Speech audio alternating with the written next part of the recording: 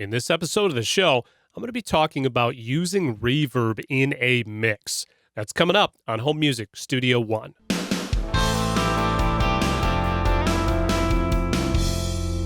All right. Hey guys, Dave Maxey here. Welcome back to the show. This is the place where you can learn to produce professional quality home music studio recordings, and you can do that even on a limited budget. Don't forget, you can also find me online at homemusicstudio1.com. Well, in this episode, we're just going to jump right on into our topic today. We're going to deal with using reverb in a mix. I got several questions this week on this topic, and this is something that we have addressed in part in previous episodes, but I want to cover this a little bit more specifically, okay? In order to do that, I'm going to demonstrate a project. This was a track, an actual project that I recorded recently. It was actually a very large project, and it was done live, okay? If I flip on over, I'm in Reaper, by the way, flip on over to my mixer view, you will see that I have got 64 tracks in this project. This was a concert, a benefit concert done, and it was really Irish music, Celtic music. Okay, if you've ever done a river dance, there was some river dance that was part of the evening. It was really a lot of fun. I enjoyed tracking this immensely. I was also able to do the mix for the video.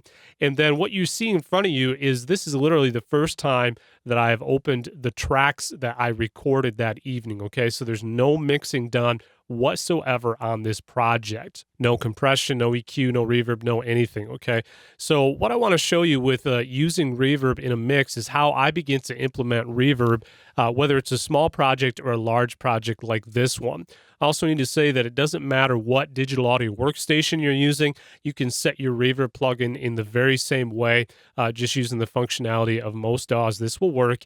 And then it doesn't matter if you're using reverb on, say, a lead vocal or a snare drum or an acoustic guitar, whatever you want to use reverb on, this technique will work for you. And I find that it gets excellent results, okay? So first of all, I want to let you hear how I'm going to demonstrate this. This is actually a penny whistle, all right? A little bit unique to some of the tracks that I played here on the show, but I love the sound of this. This is how they kind of introed the evening. So there's a stereo pad happening in the background, and then just a nice penny whistle kind of playing some really cool Irish sound, and you kind of envision green fields and just real beautiful imagery. There was some video behind it. So even though I've mixed a lot of different styles of music, this is one I've not had a lot of opportunity to mix, but it was really a super fun evening. So I'm going to let you hear the penny whistle that was recorded with a Micro Shure condenser mic. And then the keyboard, of course, was direct. You'll hear also the reason I've got both the keyboard and this penny whistle track soloed out is because these two tracks together, the keyboard actually bleeds into the penny whistle microphone. That's just a product of doing a live tracking in a big space. Nothing wrong with that at all, but I'm going to keep both of those in there. We've got the primary track that we're going to learn how how I'm using reverb in a mix by using this penny whistle. So let's take a listen.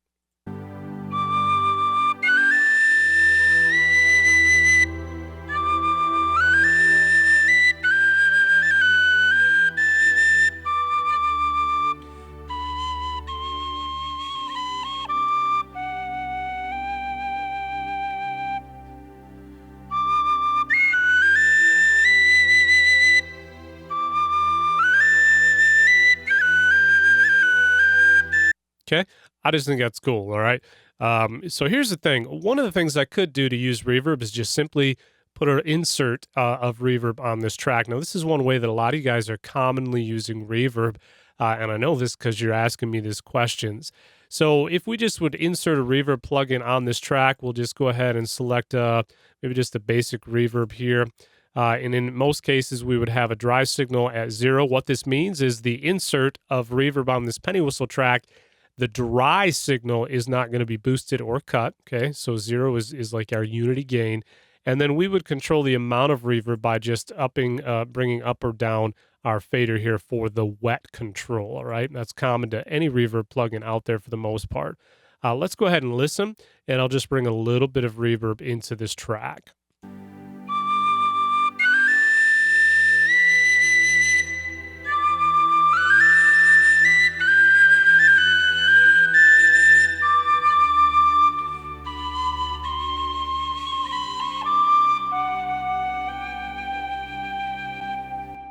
Okay. So is that wrong to use reverb as an insert? Absolutely not. It's definitely a way that you can get the job done. However, it's not the number one way I recommend using reverb in a mix, and I'll show you why here. But the two real top reasons, number one, in this project, I've got a lot of tracks in this project, and I like the sound of this reverb. Chances are I'm going to want it on more than just this penny whistle. I've got a lead vocal at some points. I might want it on there. There's a clarinet in here. There's a saxophone. There's a violin. There's lots of different instruments. A snare drum. Okay, we use reverb on lots of different instrumentation that we're mixing in any of our projects. Okay, so if I were to use this reverb plug in on multiple tracks, if I go over to my mix view, and we'll just find that track here, right here.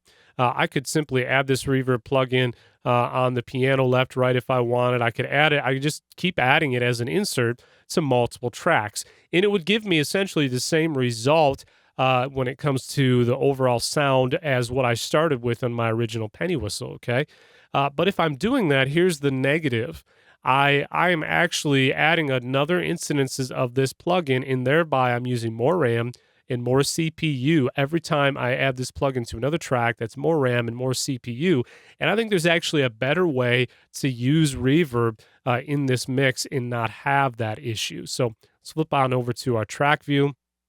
The second reason that I don't necessarily recommend using reverb here as my first choice is, what if I wanted to EQ, maybe roll a little bit of the lows out of just the reverb, or maybe add just a little bit of high-end sparkle, or maybe pull some of the mids out of just the reverb? Well, I can't actually do that if I'm using it as an insert on a specific track, okay? So this is why I don't recommend using reverb in a mix by using just inserting it on a track, okay? So how do we use it? How do I recommend? Let's go ahead and remove this. I'm going to go ahead and just simply insert a new track. And I'm going to do this at the bottom of my mix. Just double click down here. I'm going to call this track Verb 1. All right. Sometimes I like to use one or two different kinds of reverbs in a mix. And then I'm going to click on the insert of this track, and we're going to insert the same reverb plugin we used just moments ago. I'm going to go to the same preset. I'm going to show you something a little unique about this setting now. You'll notice my dry signal is all the way off. That means anything that is in this track right here, or that is sent to this track, will not have an unreverberated signal pass through to its output. In other words, it's going to be a completely reverb signal. I'm going to make sure that my wet signal is actually on 0.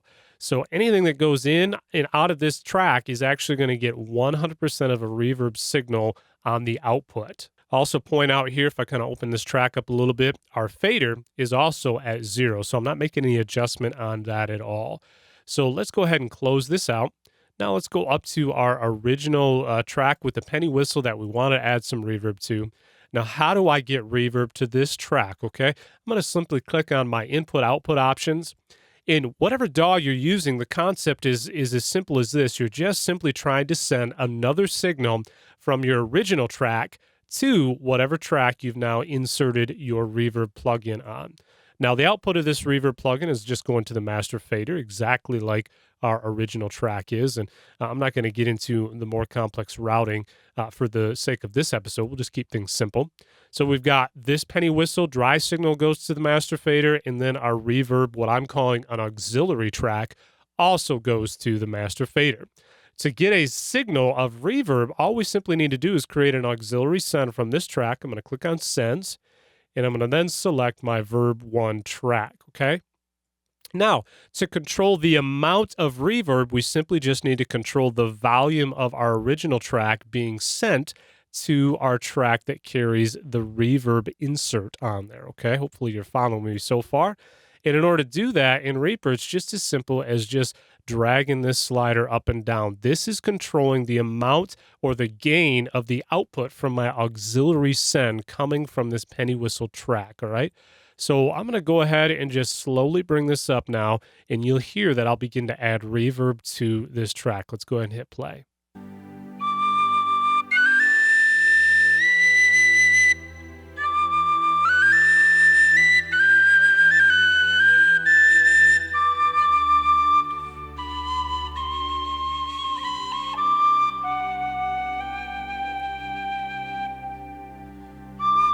Okay.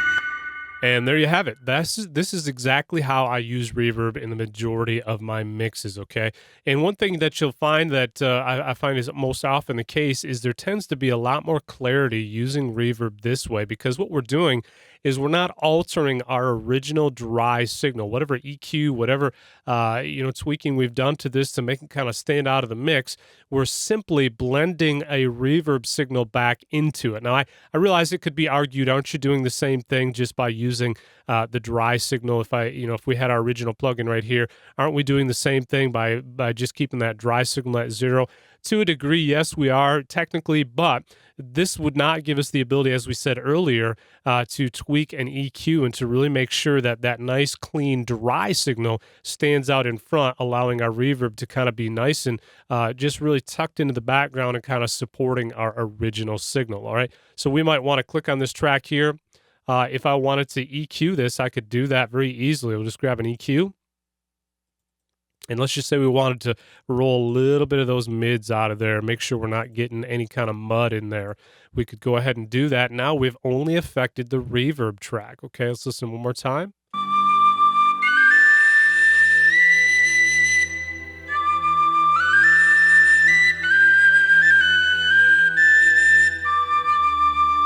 Okay, and I'm loving the sound of that reverb. So this is how I use reverb in a mix. Now, if I wanted to have reverb on another track, all I simply have to do is just select that track, doesn't matter what it is, and then send another signal from that track down to my reverb mix. Okay, click this guy here, and now I've got the ability to control how much reverb I want for this track. You can do that as many times as you want, and the beauty is that we're only using one reverb plugin, so CPU and RAM usage is drastically lessened because we're not using multiple inserts.